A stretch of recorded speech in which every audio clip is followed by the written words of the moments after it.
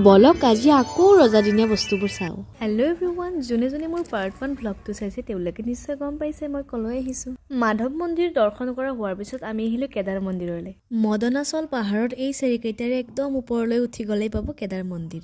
এই মন্দিৰটো 1753 চনত আহোম ৰজা ৰাজেশ্বৰ সিংহই নিৰ্মাণ কৰিছিল। এই মন্দিৰৰ উপাস্য দেৱতা হ'ল ভগৱান শিৱ। ইয়াত সেৱা জনাই আমি আৰু বাকী থকা মন্দিৰসমূহ চাবলৈ গ'লোঁ।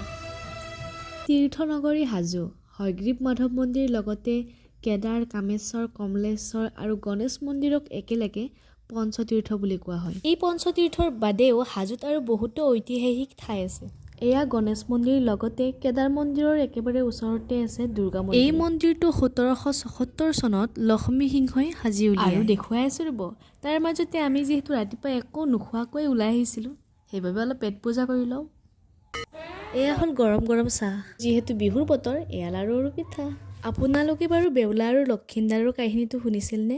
লগতে দেৱাদিদেৱ মহাদেৱৰ সাৰগৰু আৰু ভীমে পইতা খোৱা প্ৰকাণ্ড চৰিয়াটো দেখিছেনে? বলক তেন্তে এতিয়া সেইবোৰ চাবলৈ যাওঁ। কেদাৰ মন্দিৰৰ পৰা অলপ আহি এনেকুৱা ওখ ওখ চিৰিৰে ওপৰলৈ উঠি গ'লেই দেখিবলৈ পাব দেৱাদিদেৱ মহাদেৱৰ সাৰগৰুটো, লগতে তাই ধুবুনীৰ ঘাট। আৰু এয়া হ'ল মহাদেৱৰ সাৰগৰুটো। আৰু এই মহাদেৱৰ সাৰগৰুটোৰ কাণত যদি আপোনাৰ মনৰ ইচ্ছা প্ৰকাশ কৰে তেন্তে সেয়া পূৰ্ণ হয় বুলি বিশ্বাস কৰা হয়। আৰু এতিয়া যাওঁ বলক নেতাই ধুবুনীৰ ঘাটলৈ। বেউলাই মৃত স্বামীক পুনৰ জীয়াই তুলিবৰ বাবে ভেলত লৈ আহিছিল আৰু সেই ভেলখন নেতাই ধুবুনীৰ ঘাটত ৰৈ গৈছিল। আৰু তেতিয়া বেউলাই তাত থকা দেৱতাসকলক নাচ গানেৰে সন্তুষ্ট কৰি মৃত স্বামীক পুনৰ জীয়াই তুলিছিল। এই শিলটোত এতিয়াও ৰৈ যোৱা ভেলৰ চিন দেখিবলৈ পোৱা যায়। লগতে এই যে ৰঙা ৰঙা চিনডাল দেখিছে, সেইডাল সাপ বগোৱা চিন বুলি কোৱা হয়। আৰু এয়া হ'ল ভীমে পইতা খোৱা চৰিয়া। এতিয়া বুজিলোঁ ভীম কিয় ইমান শক্তিশালী আছিল। ধুবুনীৰ ঘাট, ভীমৰ পইতা খোৱা চৰিয়া দিয়ে ঐতিহ্যৰ ক্ষেত্ৰত হাজোক আৰু খুব আগুৱাই লৈ গৈছে। আৰু ভীমে পঞ্চাশ চৰিয়াৰ পৰা অলপ মানে হেৰি পায় এইটো মন্দিৰ। এয়া হ'ল কমলেশ্বৰ মন্দিৰ। এই মন্দিৰটো আহোম যুগৰে সৃষ্টি বুলি কোৱা হয়।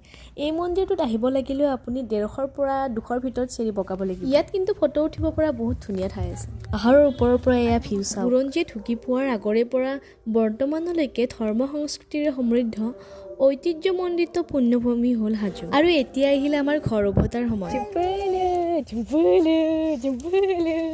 তাৰ পিছত আমি আহিলোঁ ভাত খাবলৈ হোটেললৈ। আৰু এনেদৰে পাহাৰৰ একা বেকা বাটেৰে আহি থাকোঁতে গধূলিয়ে হ'ল।